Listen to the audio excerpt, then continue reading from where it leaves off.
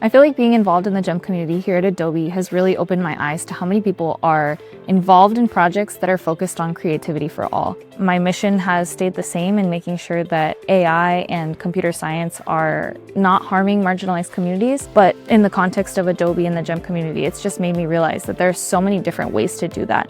What I've really noticed from interacting with all of the GEM community here and taking time to actually develop relationships and friendships with these people is that we're really focused on opening the doors for others. So there's this idea of paying it back, but also paying it forward. And I think that's something that we're all really passionate about, is that not only do we want to give back to the communities that supported us for us to end up where we are, we want to open the doors for other people who share our experiences and come from similar backgrounds.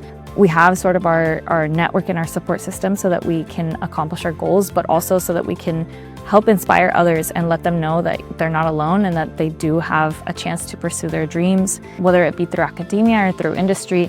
We're here for each other. And I think that's really inspiring, and that's definitely one of my favorite parts of being a part of the community.